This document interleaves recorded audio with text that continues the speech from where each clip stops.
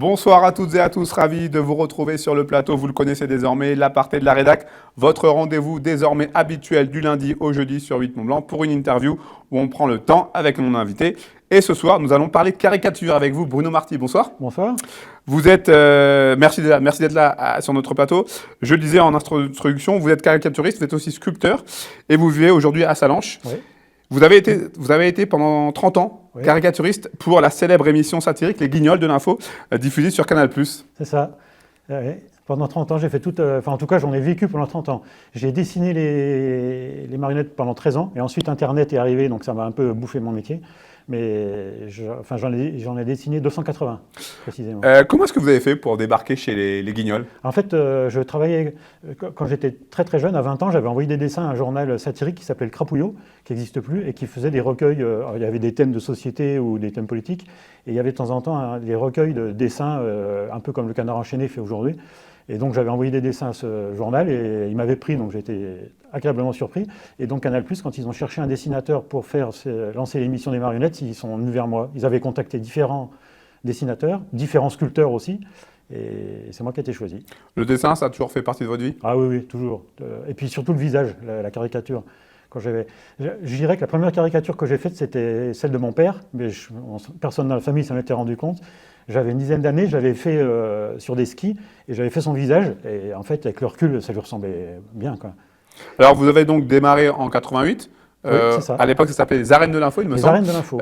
Il s'agissait donc d'une émission de marionnettes. Vous, en tant que caricaturiste, quel était votre rôle précis? Alors moi, je devais faire 2 dessins par marionnette, puisque c'est un volume, donc une face et un profil. Et en respectant ce qu'ils feront, faisait 10 cm sur la face, il fallait bien sûr qu'ils fassent 10 cm sur le profil, que tous les éléments du visage soient bien alignés. Et j'envoyais ça donc à un sculpteur, Alain Duverne. Alain Duverne était déjà très connu, c'est lui qui avait fait le bébé de show de TF1. Effectivement. Alors, par contre, c'était 2 techniques différentes. Là, il se lançait dans une nouvelle technique avec les Guignols en faisant un vrai volume en terre. Et alors que le bébé de show, c'était un bloc de mousse taillé. Donc c'était 2 techniques qui n'avaient rien à voir l'une avec l'autre. Alors on peut dire en quelque sorte que vous étiez un des premiers maillons de cette chaîne? Un des premiers maillons de cette chaîne? Ah le premier, c'est celui qui décidait du personnage, mais effectivement, oui. Alors j'imagine qu'il y a certains personnages qui sont plus difficiles à croquer que d'autres. Ouais. Est-ce que vous avez souvenir, j'imagine que oui, mais une petite sélection un petit peu là, de quelques souvenirs, d'anecdotes, de dessins qui vous ont donné un peu de fil à retordre? Ah oui, alors, en général, les femmes sont plus dures à faire que les hommes, et surtout si elles sont belles. Alors j'ai eu beaucoup de mal de mémoire sur, je confonds toujours les prénoms, Caroline de Monaco. Autant Stéphanie, sa sœur, elle est facile à faire, elle est un peu garçon manqué, la mâchoire carrée, et elle, en plus c'est pas intéressant, parce qu'il n'y a rien à trouver, c'est pas... À elle j'ai galéré. Hein. Claire Chazal aussi, à l'époque, aujourd'hui elle serait plus facile. C'est dur de dessiner les enfants aussi, ils sont difficiles à faire. Et... Autrement, en anecdote aussi, ce qui m'a parfois posé des problèmes, c'était pas le trait en lui-même, mais il y avait des contraintes techniques, si vous voulez. Par exemple, Giscard, j'avais fait un front trop grand, et à la manipulation, le front, il bougeait, donc il a fallu le refaire. Françoise Sagan, j'avais fait une bouche trop petite, on ne pouvait pas l'ouvrir. Donc voilà, c'était des choses comme ça, il fallait s'adapter, quoi. Parce qu'on ne s'en rend pas forcément compte de l'extérieur, mais fabriquer et manipuler ces marionnettes, ça demandait un travail vraiment colossal. Ah oui, c'était énorme. Ouais. Ils étaient 2 en manipulation, ils étaient 2 par marionnette. Un qui faisait les mains et un qui faisait la bouche et les yeux. Parce que c'était hyper complexe. Il y avait des marionnettes qui étaient capables de bouger les yeux dans les orbites et de monter et baisser les paupières. Et ça, c'était donc actionné par un déclencheur souple d'appareil photo, donc sous le cou. Voilà. Alors, donc je disais, vous avez commencé en 88. Oui. Tout se passe bien jusqu'en 2015. 2015, virage, avec l'arrivée d'un nouvel actionnaire aux commandes de Canal+. Oui, c'est ça. Ouais. Donc là, il y a eu tour de vis. Et puis, ça se ressentait dans le choix des marionnettes, puis également dans les textes. Hein. C'était vachement bridé, quoi. Ouais. Il y a de la frustration, j'imagine, dans ce cas-là? Un petit peu, oui, c'est sûr que ce qu'on se dit, qu'il y a un potentiel énorme exploitable et qui n'est pas exploité.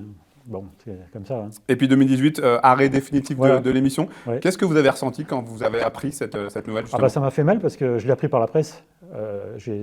Canal+ m'a pas averti. J'ai appris comme tout le monde, quoi.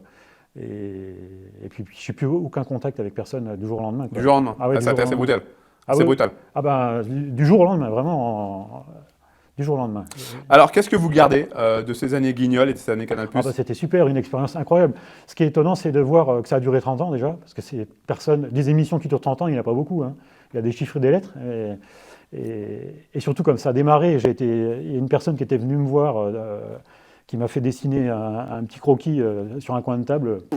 Il n'y avait vraiment rien de terrible, et j'en reviens pas que ce petit croquis, je crois que c'était Chirac, mais je ne me rappelle même pas, et que ce petit croquis, il m'a emmené sur une aventure comme ça pendant 30 ans. Et, non, c'était super. Et puis je m'entendais très très bien avec le sculpteur, donc Alain Duverne, alors lui par contre, il avait monté une vraie entreprise, hein, avec plein d'assistants, des costumes, des perruques, enfin c'était un gros truc. Hein. Alors aujourd'hui, donc la parenthèse Guignol, enfin même pas une parenthèse, cette partie de votre vie est terminée. Oui. Vous continuez à être dans le dessin puisque vous êtes dessinateur de presse pour notamment Sud-Ouest. Sud-Ouest, c'est ça, oui. Alors il n'y a encore pas longtemps, là, j'ai vécu une deuxième mésaventure. Pendant plus de 3 ans, j'ai été le caricaturiste de Spoutnik France, le média français. En fait, Spoutnik, pour résumer un petit peu, c'est une agence russe qui a une trentaine d'agences dans le monde, en 30 langues différentes.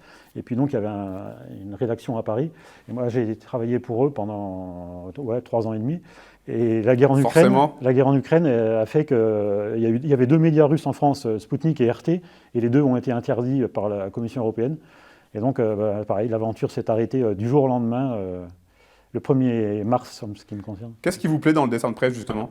J'adore faire un peu redescendre nos dirigeants des fois de leur nuage. Et puis ce que j'aime aussi, surtout, c'est trouver le gag. Je n'ai pas de message philosophique à faire passer. Hein. Des fois, on me prête des messages qui m'échappent. Mais j'adore trouver des gags, puis se renouveler, essayer de ne pas faire 2 fois la même chose. Non, c'est intéressant. On a à l'image en ce moment des images qui passent de caricatures de personnages d'ici, des personnages locaux. Oui. Ils sont faciles à croquer. Oui, oui. En général, tout le monde est facile, quoi. Puis moi, j'ai ma technique à moi. Je ne sais pas du tout dessiner en direct, comme on peut faire, ou dans la rue. Moi, c'est un truc que je ne sais pas faire. J'admire les gens qui font ça. On ne peut pas se louper. On ne peut pas gommer. Et moi, ça fait 40 ans que je fais ce métier. Ça fait 40 ans que je dessine avec mes photos posées sur mon bureau. Si le dessin est loupé, je gomme, ou limite, je le balance, je recommence. Et voilà, c'est une technique de travail. J'ai toujours travaillé comme ça. Aujourd'hui, dans vos dessins de presse pour Sud-Ouest, vous arrivez à garder ce ton un petit peu satirique qu'on connaît, qui est propre aux caricaturistes ? Je pense, oui. Je ne suis pas seul à faire ça en France. Il y en a de moins en moins. C'est de plus en plus dur à percer là-dedans. Moi, je suis vraiment, quand j'ai démarré, au bon moment, c'était hyper facile. Hein. Vous démarchiez une rédaction, il n'y avait pas de chômage. Hein. Aujourd'hui, il n'y a plus de budget. Hein. C'est la phrase que j'entends le plus en ce moment. On aime beaucoup ce que vous faites, mais on n'a pas le budget à consacrer au dessin. Et voilà. Vous regrettez cette période, notamment des Guignols, où on a le sentiment qu'on pouvait rire plus facilement de tout ? Oui, c'était beaucoup plus débridé. Aujourd'hui, tout est un petit peu formaté puis serré. Alors, j'ai trouvé une autre activité, peut-être que vous vouliez en parler, de sculpture.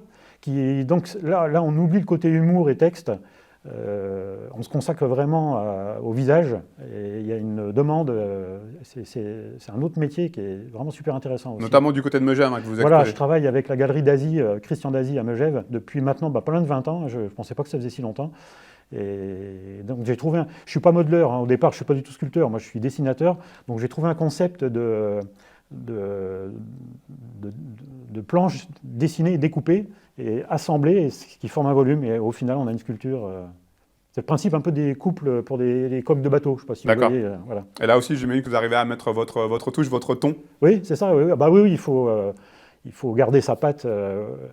On m'a déjà demandé des fois d'être un peu... pas trop sévère sur certains visages. Alors on peut des fois se contenir, mais je crois qu'il vaut mieux se laisser aller vraiment comme on sent les choses, quoi. Merci beaucoup. En tout cas, Bruno Marty, c'est déjà terminé. On aurait pu discuter encore de longues minutes. Merci infiniment d'avoir accepté notre invitation. Très bonne continuation. Merci. À vous. Et puis à vous, chers fidèles téléspectateurs, merci également pour votre fidélité justement à nos programmes. On se retrouve très rapidement sur 8 Montblanc. À bientôt. Au revoir.